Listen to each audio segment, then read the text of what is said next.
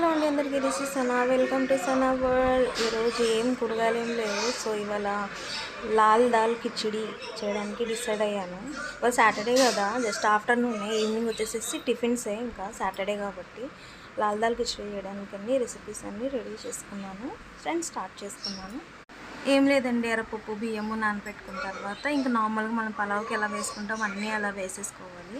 వేసేసుకొని చక్కగా ఫ్రై చేసుకోవాలి. ఇది వెన్న మీగడ ఉంది, వెన్న తీసి వేసాను, బాగుంటుందని, టేస్ట్ బాగుంటుందని వెన్న కూడా కొంచెం వేసాను. అవి కొత్తిమీర పుదీనా తర్వాత అలా నానబెట్టుకుని అని అలాగే మసాలా దినుసులో వేసి ఫ్రై చేసుకుంటే ఫ్లేవర్డ్గా బాగుంటాయి.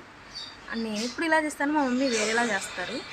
ఇంకా అదంతా కదిలించుకున్న తర్వాత దాంట్లోనే కొంచెం గరం మసాలా, కొంచెం వచ్చేసి ధనియాల పొడి అన్నీ వేసుకొని బాగా కలుపుకోవాలి. బాగా కలుపుకున్న తర్వాత ఆ బియ్యానికి పప్పుకు తగ్గట్టు నీళ్లు పోసుకోవాలి. నేను వచ్చేసేసి పెద్ద చెంబులా ఉంటుంది కదా, దాంతో ఒకటికి పోసి ముప్పావు పోసాను. సో సరిపోయింది. నేను వేసిన దానికి రైస్కి చక్కగా కుదిరింది. వీడియో నచ్చితే సబ్స్క్రైబ్ చేసుకోండి అండ్ సపోర్ట్